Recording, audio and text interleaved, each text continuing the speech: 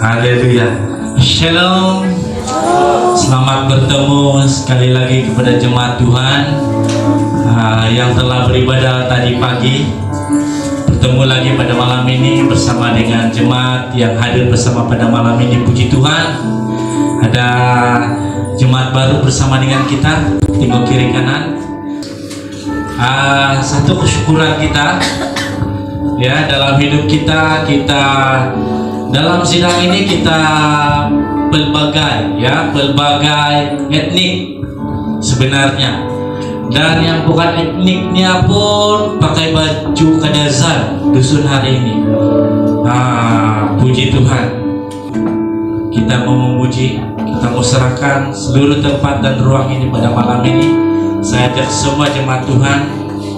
Ketika tadi saya melihat anak-anak sekolah minggu berada di depan, saya teringat waktu saya sendiri pada zaman kanak-kanak. Begitu malu-malu, begitu hal itu berlaku, begitu cepat telah berlalu, sehingga meningkat remaja dan sehinggalah sekarang ini. Begitu banyak pertolongan Tuhan dalam hidup kita yang telah kita lalui. Saya percaya kita pun telah melalui proses itu, dan pertolongan Tuhan dalam hidup kita pasti tidak terkira. Jadi pada malam ini, pada saat ini, dengan hati yang siap, siapa yang selesa untuk berdiri, mari bangkit berdiri. Kita mau memuji dan menyembah Tuhan.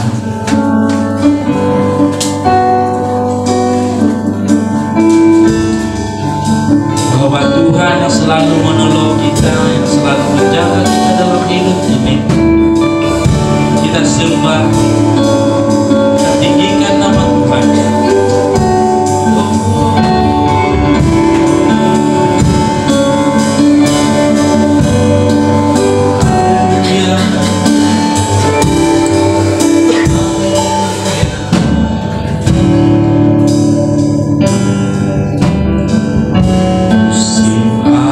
Selalu berarti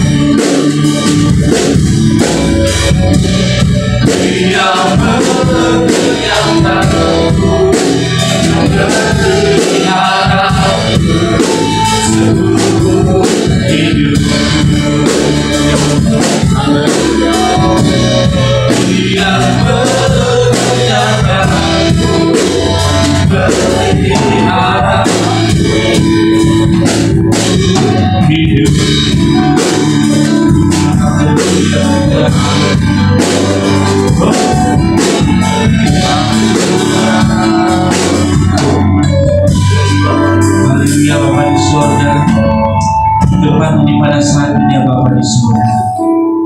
Sekiranya ada kuasa roh kegelapan, kuasa setan, kuasa iblis yang tidak senang dengan perkumpulan kita pada malam ini, di dalam nama Tuhan Yesus kami singkir, kami tolak jauh dari tempat ini. Biar setiap kami di tempat ini dikuasai oleh Roh Kudus Tuhan. Buka hati kami, buka rohani kami ya Tuhan, untuk dapat serta dalam hadirat Tuhan. Haleluya Tuhan, haleluya. Semua yang percaya katakan amin. Haleluya. Jadi sekarang ini belum jabat tangan lagi tadi kan semua. Jadi ambil kesempatan ini dengan penuh sukacita, ambil kita menyanyikan lagu ini. Kalau boleh semua roh habis untuk kita salam. Haleluya, puji Tuhan. Bertemu dengan saudara tempat ini, kita mau puji dengan sukacita.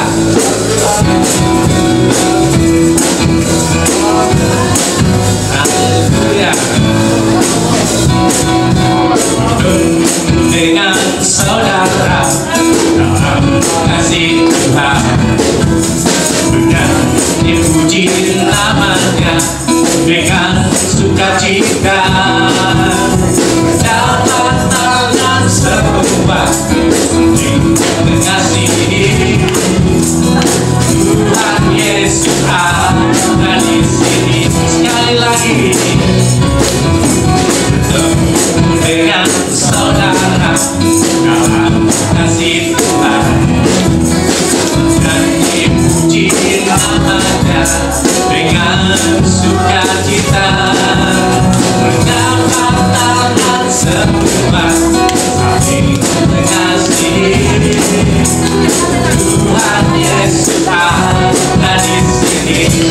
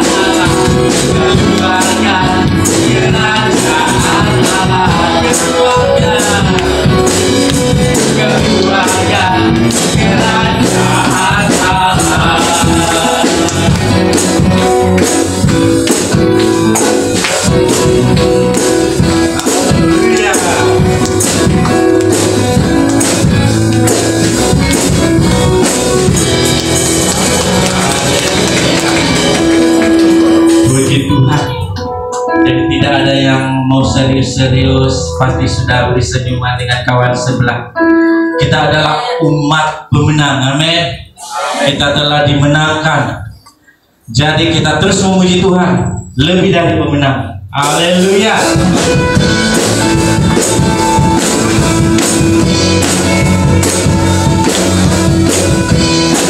Sorak-sorai bagi Tuhan kita.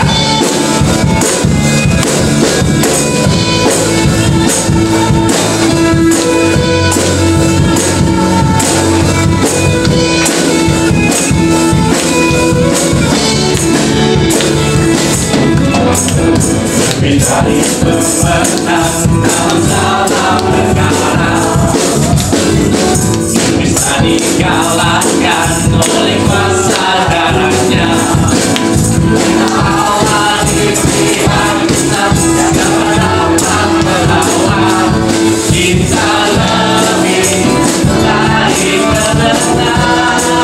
Haleluya, haleluya.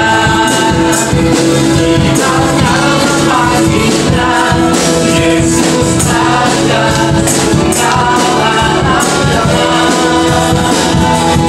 Haleluya. Bangkitlah gerejanya, kita lebih dari pemenang. Haleluya. Sekali lagi, kita adalah umat lebih dari pemenang.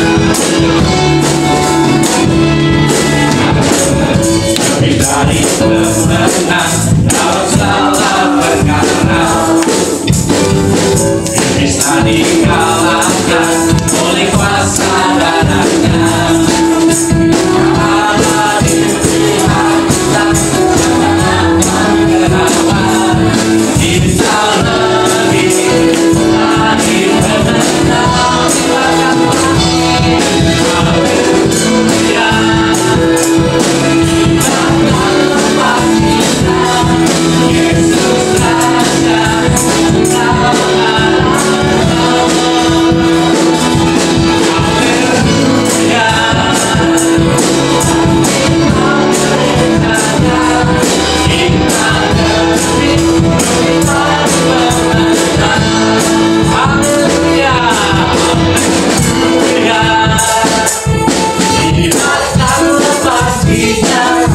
Yesus Raja segala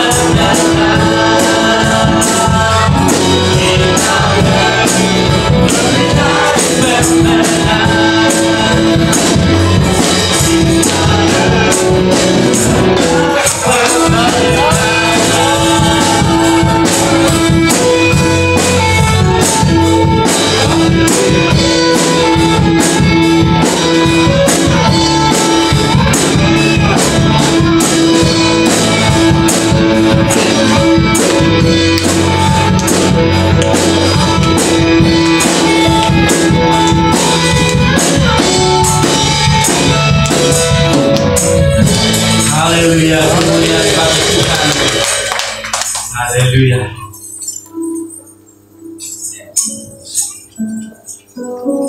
Dengan sikap yang sederhana, kita sama-sama sekali lagi katakan haleluya. Kibarkanlah pujinya, Yesus Raja segala raja. Haleluya. Bangkitlah gerejanya, kita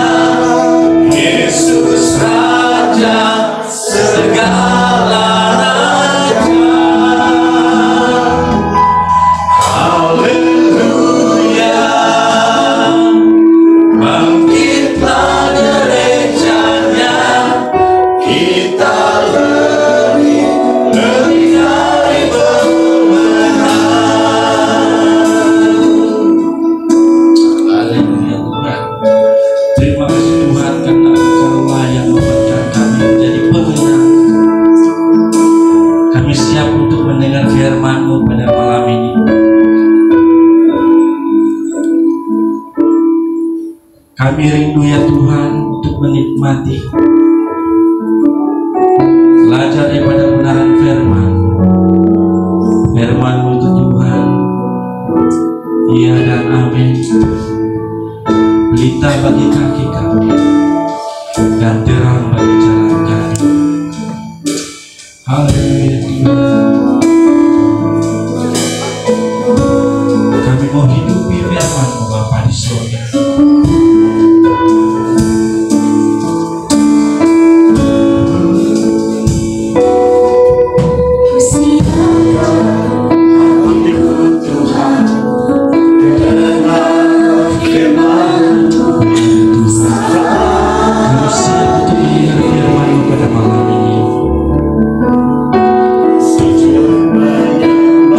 Tuhan, mau menyembah-Mu.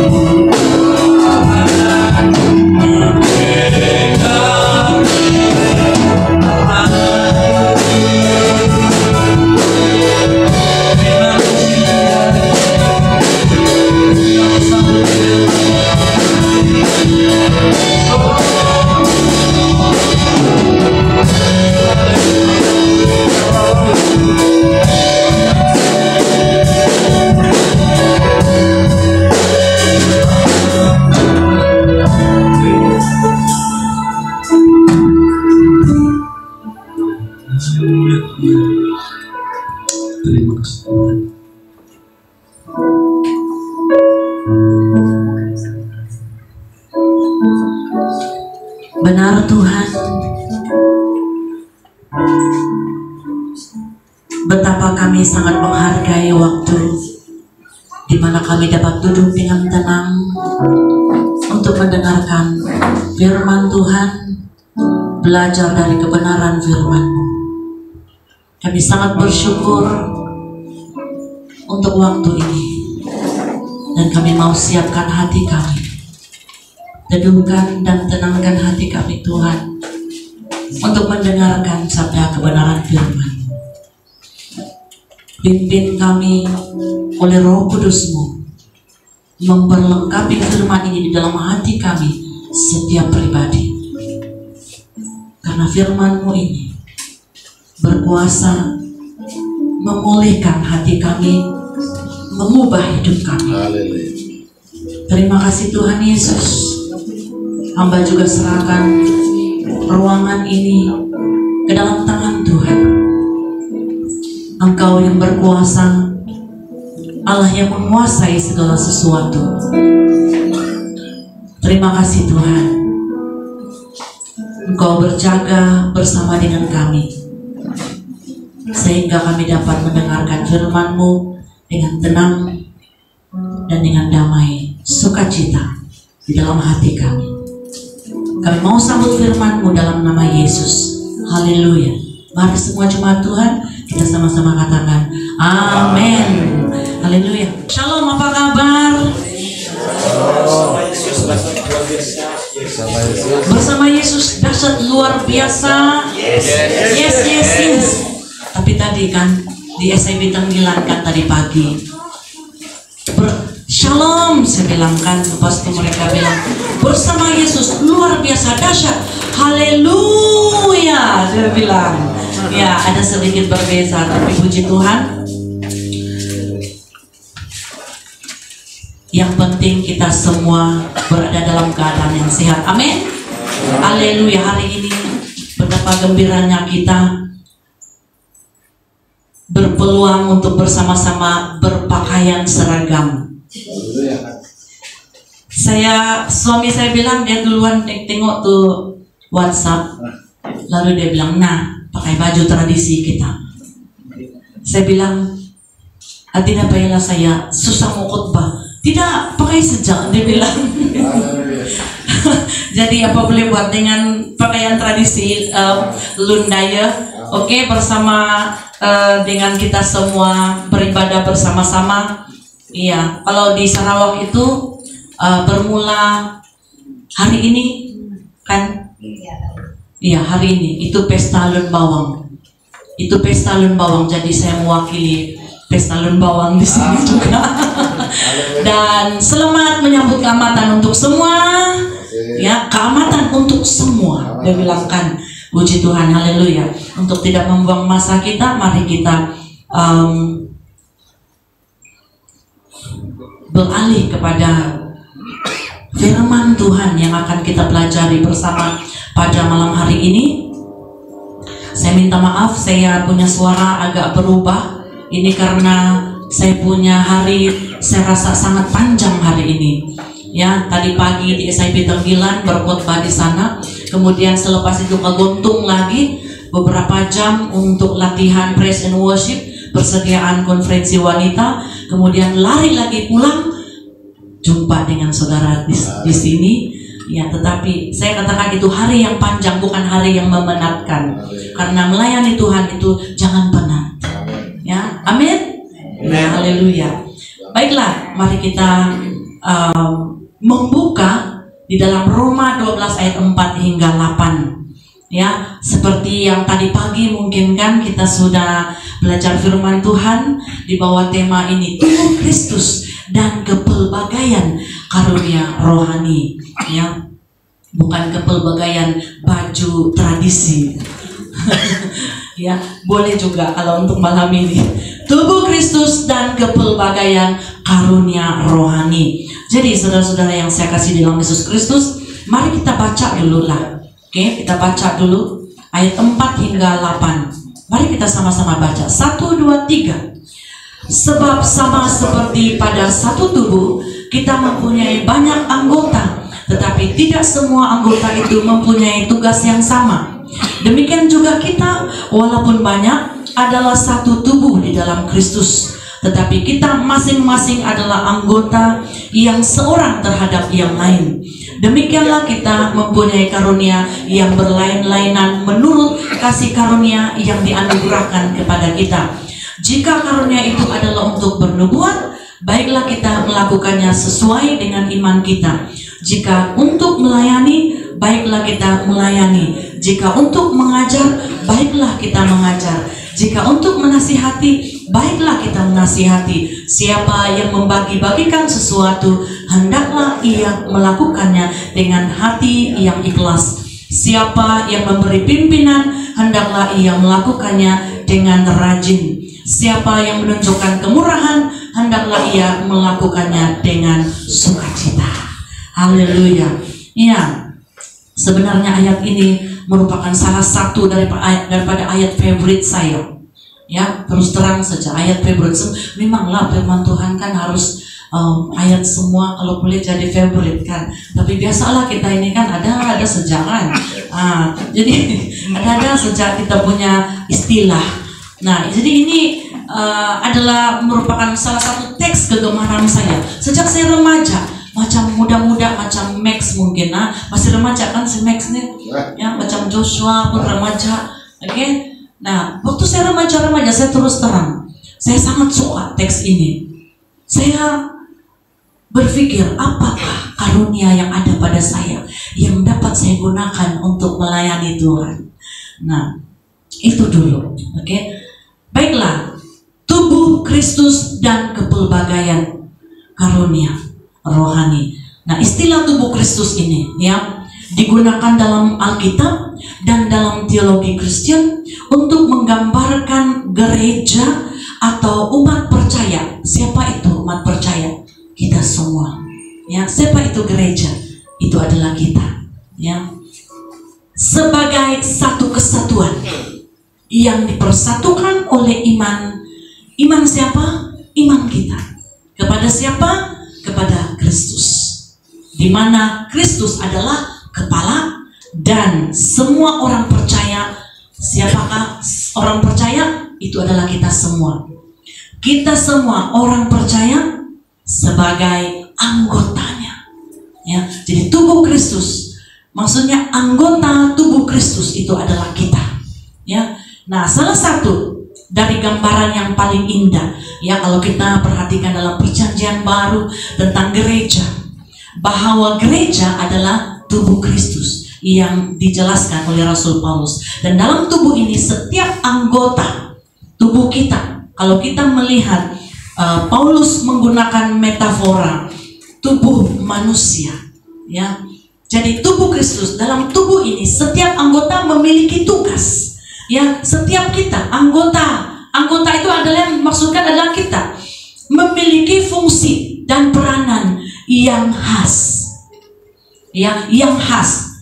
Ya, tetapi kita lihat sekarang cabaran gereja masa kini ya adalah bagaimana setiap orang percaya atau anggota tubuh Kristus itu mempunyai cabaran untuk menghidupi peranannya sebagai anggota tubuh Kristus itu, dan bagaimana menggunakan karunia yang Tuhan sudah berikan untuk setiap anggota tubuh Kristus itu untuk kemuliaan Tuhan dan untuk membangun tubuh Kristus. Nah, jadi saudara-saudara yang terkasih ya di dalam Yesus Kristus, hari ini ada yang terkasih ya. Pernahkah kita membayangkan ya apa jadinya kalau seluruh tubuh kita itu adalah mata semua? Ya.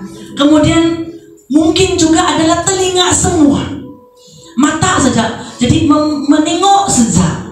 Kan? Kalau telinga mendengar saja. Nah, pastinya ya seluruh tubuh itu tidak akan berjalan, tidak akan dapat berfungsi dengan baik. Sebab dia melihat saja, atau kalau dia telinga, dia mendengar saja, macam itu, kan? Nah, jadi hal yang sama berlaku di dalam gereja. Ya, kita semua adalah bahagian dari satu tubuh. Saya adalah tangan, kamu adalah kaki, dan suami saya adalah mulut, contohlah. Ya, hidung, ada mulut, ada kepala, kan, ada rambut. Oke? Dan masing-masing semua itu, tangan, kaki, mulut, mata, telinga, mempunyai fungsi, ya, fungsi yang berbeda. Dan inilah yang dibahas oleh Paulus dalam Roma 12 ayat 4 hingga 8 ini. Oke? Kalau kita perhatikan, ada tiga hal. Oke? Ada 3 perkara atau 3 kebenaran utama yang Rasul Paulus ajarkan tentang tubuh Kristus dan karunia rohani yang ada di dalam ayat ini. Mari kita memperhatikannya atau menelaahnya secara ekspositori ataupun ayat demi ayat pada malam hari ini. Yang pertama adalah kita adalah tubuh. Kita adalah satu tubuh. Kita semua. Tetapi memiliki banyak anggota. Ya, pada ayat yang ke-4 hingga 5. Sebab sama seperti pada tubuh, kita mempunyai banyak anggota. Tetapi tidak semua anggota itu mempunyai tugas yang sama. Itu sudah pasti, kan? Demikian juga kita. Walaupun banyak, adalah satu tubuh dalam Kristus. Tetapi kita masing-masing adalah anggota yang seorang terhadap yang lain. Ya. Nah, bayangkan sebuah orkestra yang besar. Ada yang memainkan biola, ada yang memainkan keyboard, ada yang memainkan drum, gitar. Apa yang terjadi jika pemain drum itu tiba-tiba pergi main biola? Kan? Pasti akan kacau. Jadi demikian pula dalam gereja. Tuhan menciptakan kita berbeza, tetapi mempunyai satu tujuan yang sama, yaitu memuliakan Tuhan dan membangun tubuh Kristus. Jadi tanyakan kepada dirimu, apakah aku sudah hidup sebagai bahagian dari tubuh Kristus? Kita semua yang ada di tempat ini. Dan apakah aku sudah menyadari bahwa aku tidak boleh berjalan sendiri tanpa anggota yang lain? Kalau kita perhatikan, minta maaf, kalau tanpa mata kita pasti buta, kita akan dipimpin. Itu akan kekurangan salah satu karena kita buta. Atau tanpa kaki kita tidak dapat berjalan. Kita tidak dapat berjalan karena salah satu anggota itu tidak ada. Jadi ini Paulus memakai metafora tubuh manusia, dan ini adalah gambaran umum dalam teologi Paulus, ya. Kemudian yang kedua, karunia diberikan sesuai anugerah Allah, bukan usaha manusia semata-mata. Itu pada ayat 6. Demikian kita mempunyai karunia yang berlain-lainan menurut kasih karunia yang dianugerahkan kepada kita. Jika karunia itu adalah untuk bernubuat, baiklah kita melakukannya sesuai dengan iman kita. Ya. Nah, kata karunia itu berasal daripada kata Yunani karis. Karismata. Ya, yang berasal daripada karis sebenarnya, anugerah, yang berarti anugerah. Karunia ini. Ya, saya pernah ceritakan kepada jemaat bahwa ketika saya di sekolah teologi, karena karis ini begitu cantik bunyinya, jadi kami membentuk satu trio yang bernama karis. Ya, jadi 1 bulan 1 kali di college teologi, saya bersama 2 kawan itu sebagai trio, kami akan menyanyikan lagu. Kami diberi jadwal khas oleh bahagian kepemimpinan akademik karena kami membentuk satu grup trio, ya, dan dinamakan karis. Luar biasa, ya, anugerah yang berarti anugerah. Nah, jadi karunia bukan hasil usaha atau karena prestasi, karena kita hebat, tetapi pemberian cuma-cuma. Tuhan tidak memberikan itu karena kamu mampu menerimanya, kamu hebat menerimanya. Oh, saya mau bagi dia karena dia hebat. Tetapi Tuhan memberikannya dengan cuma-cuma, ya. Nah, kalau kita perhatikan karunia pertama yang disebut adalah bernubuat, yakni menyampaikan kebenaran firman Tuhan. Seperti ini juga boleh dari mimbar, tetapi tidak menutup kemungkinan untuk kamu menyatakan kebenaran itu di sekitar kamu. Ketika kamu bekerja, ketika kamu berada di mana-mana, tidak semestinya berada di mimbar ini. Ada amin? Haleluya. Ya, jadi kuncinya itu selalu dilakukan sesuai iman. Kadang bernubuat ini orang bilang meramalkan masa depan, tetapi coba kita pikirkan ini. Bernubuat juga boleh dikatakan ketika kita sedang mendoakan orang lain. Dalam doa kita apa bunyi dia? Tuhan Yesus. Dalam di SIB 9 tadi saya sangat bersyukur pada akhir daripada ibadah itu mereka panggil saya dengan bulan kasih kawan saya tadi. Kami mau mendoakan pastor karena pastor kami tidak dapat menghargai pastor dengan hal yang lain, dengan hal yang lebih mahal daripada ini. Hanya doa, katanya begitu. Jadi dia orang panggil kami, kemudian mereka doakan kami di depan.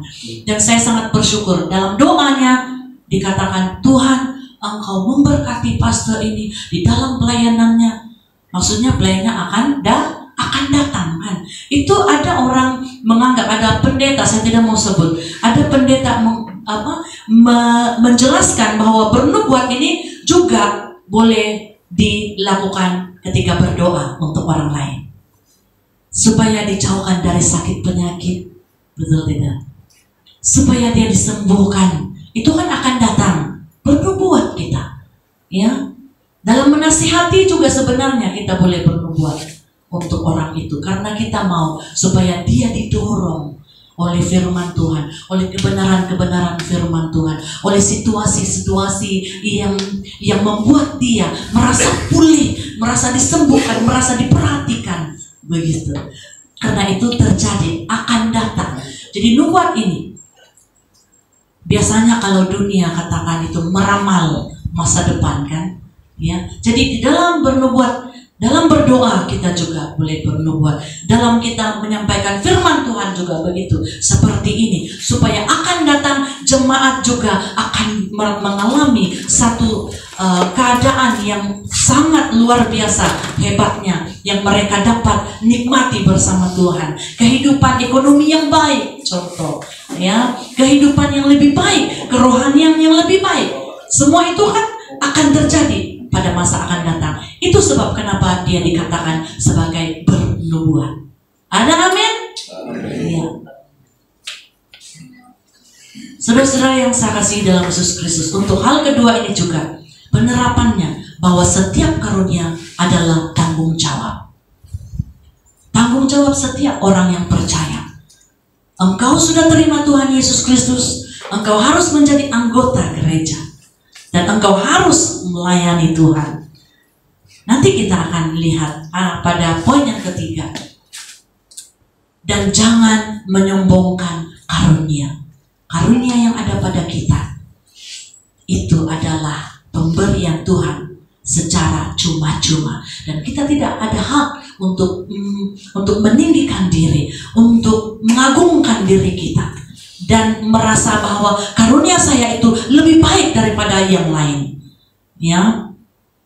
Dan kemudian penerapan yang lain, gunakan karunia dalam iman, bukan untuk kepentingan diri sendiri. Iman kita kepada Yesus Kristus yang berakhir pada kemuliaan Tuhan. Apa yang kepentingan Allah, apa yang menjadi kepentingan Allah itu adalah untuk memuliakan Allah di dalam setiap hal yang kita lakukan. Dan poin yang ketiga, setiap karunia harus digunakan sesuai fungsi, dengan sikap yang benar. Sesuai fungsi, tanda koma, titik koma, dengan sikap yang benar. Nah, saya mau tanya, pernahkah saudara menerima hadiah dari seseorang, kemudian orang itu dengan wajah yang sangat masam? Nah, dia bilang, cantik saudara, hadiah. Kemudian dia bagi, munyok muka dia, masam muka dia. Pernah terima hadiah dari orang yang seperti itu? Tanpa senyum, tanpa mata yang berseri dan bersinar, dia bagi Tuhannya. Nah, dia bilang begitu. Pernah kan tidak? Siapa pernah angkat tangan?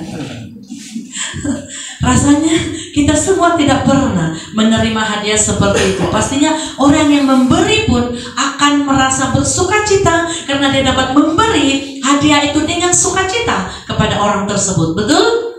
Demikian juga dalam pelayanan. Tuhan tidak hanya melihat apa yang kita lakukan, tetapi juga bagaimana kita melakukan itu. Saya ulang sekali lagi.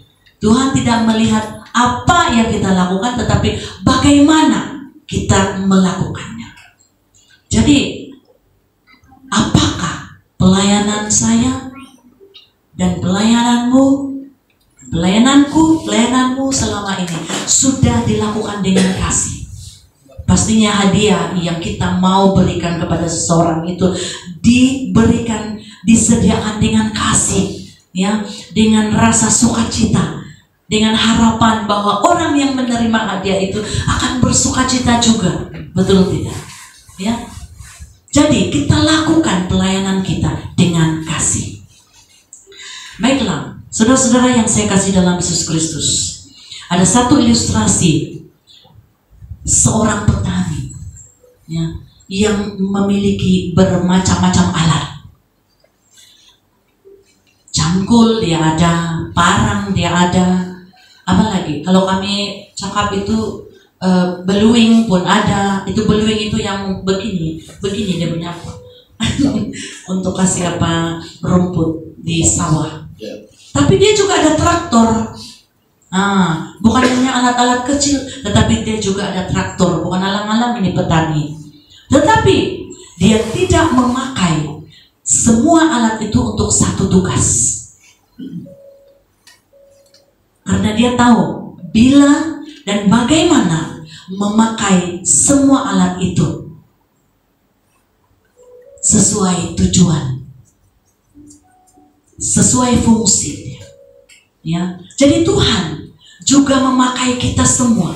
Kita semua ini ada karunia masing-masing. Sekejap lagi saya akan cakap itu, sebut itu. Ya, dalam 12 ayat 7 hingga 8. Jadi kita dipakai Tuhan dengan masing-masing fungsi yang ada pada kita untuk satu tujuan rohani. Ya. Nah, kemudian pada ayat 12 hingga 7, 12 ayat 7 hingga 8. Pasal 12 ayat 7 hingga 8. Jika untuk melayani, baiklah kita melayani. Jika untuk mengajar, baiklah kita mengajar. Jika untuk menasihati, baiklah kita menasihati. Siapa yang membagi-bagi sesuatu, hendaklah ia melakukannya dengan hati yang ikhlas. Siapa yang memberi pimpinan, hendaklah ia melakukannya dengan rajin. Siapa yang menunjukkan kemurahan, hendaklah ia melakukannya dengan sukacita. Saudara-saudara, Paulus menyebut 7 karunia.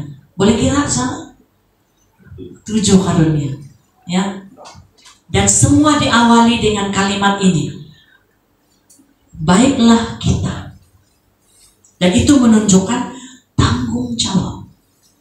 Itu menunjukkan tanggung jawab. Baiklah kita. Tanggung jawab untuk apa? Untuk bertindak. Baiklah kita seperti ini, dia bilang begitu. Nah, mari kita tinjau 7 karunia itu. Melayani disebut tadi kan. Jadi segala bentuk pelayanan, termasuk apa, logistik, administrasi, ya, hospitality, pelayanan, bermain musik salah satu, pelayanan mimbar, menari rebana, karunia melayani, karunia diakonia. Ada satu orang yang diberi karunia yang banyak. Ada 7 semuanya ada. Ya, hebat. Bukan karena juga Tuhan bilang kau hebat, jadi saya bagi kau 7. Tetapi kita ingat sekali lagi, kita ingat lagi, ya, yang tadi itu, bahwa Tuhan memberikan itu dengan cuma-cuma dan kita harus bersyukur. Ya, melayani. Dan yang kedua, mengajar. Menyampaikan kebenaran secara sistematik dan boleh difahami. mengajar, seorang guru. Ya, bila Anda adalah seorang guru, itu adalah karunia Anda. Bila Anda seorang guru di sekolah, karunia Anda mengajar. Dan kemungkinan besar karunia itu Anda gunakan di gereja. Sebagai cegu, banyak cegu di jemaat kita. Kembangkan karunia itu. Ya, bila Anda seorang cegu, bukan mengajar SMK atau anak-anak kecil saja, berarti kalau kamu boleh mengajar di sana, berarti di sini pun kamu boleh mengajar. Ada amin kah? Haleluya. Kembangkan, ya, kembangkan. Mungkin tidaklah sampai berkhotbah di depan, mau jadi pastor semua, kan? Oke. Dan yang ketiga, menasihati, memberi dorongan atau koreksi rohani. Ya, ada orang yang diberikan karunia ini. Saya rasa saya tidak ada karunia ini. Ya, saya rasa ada sedikit lah, tidak banyak. Ya, one day kalau ada kesempatan, saya ada borang karunia tuh penatua, mungkin kita boleh edarkan kepada jemaat. Ya, saya ada seorang kawan, 2 hari lalu saya minta dengan dia dan dia email dengan saya, mengenal karunia yang ada pada kita. Ini bagus. Ya, bagus untuk anak-anak muda. Kalau yang dewasa mau tahu pun boleh juga. Mana tahu terlambat mengetahui karunia yang ada padamu.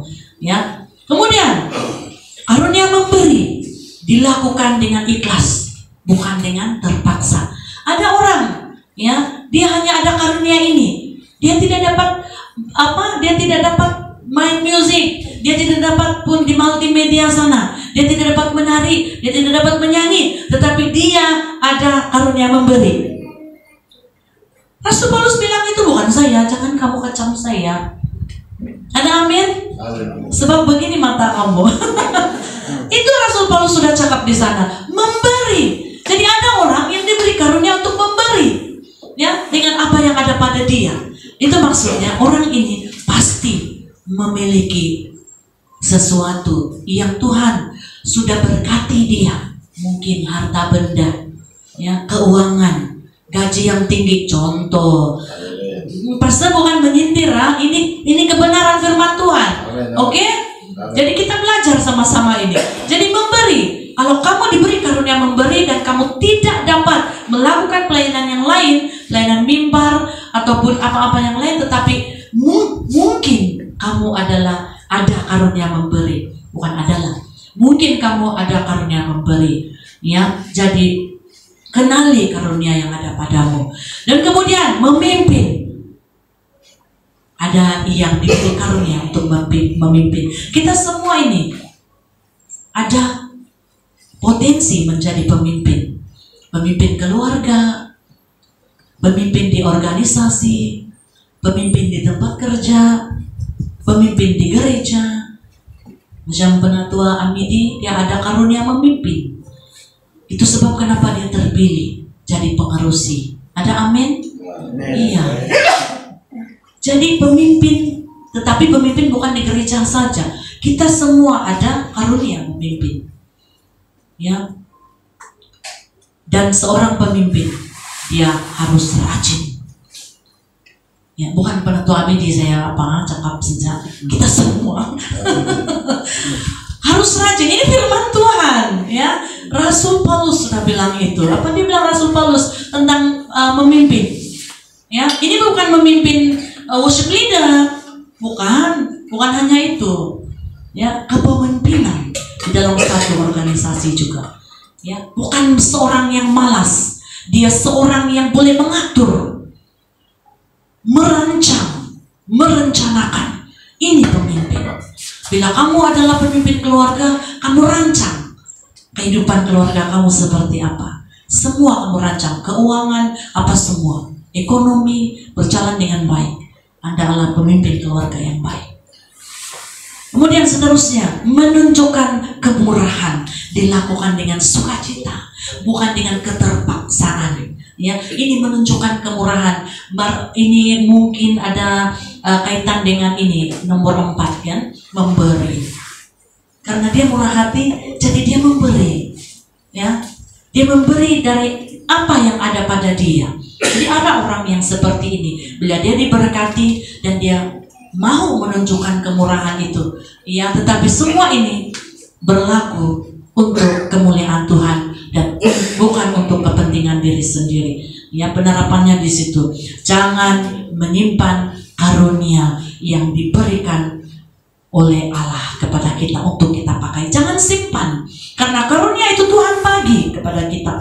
Kemudian kita gunakan itu untuk membangun tubuh Kristus. Ya, jadi tetapi bukan hanya fokus pada jenis karunia itu saja, tetapi juga sikap hati kita ketika kita melayani sesuai karunia yang sudah diberikan kepada kita. Nah, saudara-saudara yang saya kasih dalam Yesus Kristus, kita sampai kepada kesimpulan. Paulus mau bahwa setiap kita sebagai anggota tubuh Kristus menyadari 3 hal ini, 3 poin ini. Ya, yang pertama, kita adalah satu tubuh dalam Kristus. Tidak ada yang lebih, tidak ada yang kurang. Ini penting untuk kita selalu sadari bahwa karunia itu tidak ada yang lebih, tidak ada yang kurang. Semua itu berfungsi untuk membangun tubuh Kristus. Dan yang kedua, kita telah dianugerahi karunia-karunia yang berbeza. Setiap karunia, setiap orang mempunyai karunia yang berbeza. Mungkin ada yang sama, tetapi pasti ada yang lebih baik daripada yang lain di dalam hal memimpin, contoh. Ya, di dalam hal mengajar, contoh. Semua orang boleh mengajar. Di rumah pun kita boleh mendidik anak-anak kita, mengajar anak-anak kita. Tetapi ada yang lebih baik dalam mengajar juga. Ya, jadi kita semua ini mempunyai karunia. Jangan simpan karunia itu. Ya. Yang ketiga, kita harus melayani dengan sikap hati yang benar. Karena karunia itu adalah untuk kemuliaan Tuhan. Sekali lagi saya ulang. Bila kita diberi karunia itu, Tuhan mau kita lakukan itu dengan hati yang ikhlas dan dengan kesadaran penuh. Semua itu adalah untuk kemuliaan Tuhan. Ya, jadi saudara-saudara yang saya kasih dalam Yesus Kristus, kenali karunia rohani yang ada padamu. Kenali itu. Dari saat remaja, saya rasa kita semua ini ya boleh dikatakan sebagai dewasa dalam secara rohani. Dari remaja kita sudah tahu apa kelebihan-kelebihan yang ada pada kita. Kalau kita kurang mengetahui karunia apa yang ada padaku, tanyakan itu kepada pemimpin gereja, atau tanyakan itu kepada ibu atau bapak kamu, tanyakan kepada istri kamu, pasangan kamu, apa karunia yang ada padaku? Coba kamu tengok, gitu, ya. Jangan, sekali lagi, jangan dalam tanda kutip duduk di belakang dalam tanda kutip, ya. Yang tidak melakukan apa-apa, dia mempunyai karunia. Karunia-karunia itu daripada 7 karunia yang disebutkan oleh Paulus, tetapi dia tidak mau gunakan itu. Saudara-saudara ingat lagi tentang sang Tuhan yang memberikan talenta kepada 3 hambanya. 2 dari hambanya menjalankan talenta itu, mengembangkan talenta itu, dipuji-puji oleh sang Tuhan. Tetapi hamba yang terakhir, dia tanam itu, padahal baru 1 pun talenta yang diberikan kepada dia. Sang Tuhan itu memberikan talenta itu kepada mereka sesuai kemampuan yang ada pada mereka. Yang 1 5, yang 1 3, kemudian yang 1 1. Sesuailah juga, karena bila dia diberi 1 talenta, dia pergi tanam. Kemudian tidak menghasilkan apa-apa. Apa yang terjadi pada akhirnya? Sang Tuhan bilang, buang dia ke dalam kegelapan yang paling gelap, katanya. Apa maksudnya di sini? Jangan simpan simpan karunia yang ada padamu. Jika itu karunia memberi, berilah untuk Tuhan, untuk membangun tubuh Kristus. Kemudian masih ingat lagi pohon anggur dari perumpamaan Yesus, ranting yang tidak berbuah akan dipotong, kemudian dibuang ke dalam api. Ranting yang tidak berbuah, yang kering dan tidak sampai kering karena tidak berguna sama sekali untuk pohon anggur itu, dibuang ke dalam api, lalu lenyaplah. Nah, saudara-saudara yang saya kasih dalam Yesus Kristus, jangan simpan karunia. Sekali lagi, jangan simpan karunia yang sudah Tuhan berikan kepada kita. Jangan bilang, saya tidak ada karunia, saya ada karunia berdoa saja. Tidak ada karunia berdoa. Ya, karena semua orang percaya wajib berdoa, diberikan kemampuan untuk berdoa. Dalam Alkitab tidak ada pelayanan, itu pelayanan doa, pelayanan doa, melayani dalam doa, ya. Tetapi bukan karunia khusus. Jadi kita harus tahu perkara itu juga. Nah, saudara-saudara yang saya kasih dalam Yesus Kristus, mari. Ada pertanyaan di sini, apakah Anda sudah menggunakan karunia yang ada padamu untuk membangun tubuh Kristus? Karunia yang ada padamu sebagai anggota tubuh Kristus. Jangan bilang saya bukan anggota tubuh Kristus. Itu sudah salah. Saudara-saudara, kita adalah orang yang sudah diperlengkapi dengan karunia rohani. Jadi mari kita gunakan itu untuk membangun tubuh Kristus. Haleluya. Baiklah, mari kita berdoa. Saya ajak kita berdoa. Tuhan, ajarlah kami untuk mengenal siapa kami di dalam Engkau, untuk mengenal diri kami di dalam Kristus. Karena kami mau menggunakan hidup kami untuk melayani menurut karunia yang telah Engkau berikan kepada kami. Dan jangan biarkan kami menjadi anggota tubuh yang pasif, menjadi anggota tubuh yang tidak berguna. Melainkan pakailah kami Tuhan sebagai alat-Mu yang hidup, sebagai alat-Mu yang berguna untuk membangun tubuh Kristus. Tuhan, terima kasih. Kami juga tidak lupa berdoa untuk jemaat Tuhan SIB Pekantuaran ini yang sudah diperlengkapi dengan karunia-karunia yang telah Engkau berikan kepada kami sejak kami menjadi percaya kepada Engkau. Berikan kami hikmat dan kebijaksanaan untuk menggunakan karunia-karunia itu bagi kemuliaan Kristus. Terima kasih Tuhan, karena kebaikan-Mu yang telah memberikan karunia-karunia itu bagi kami.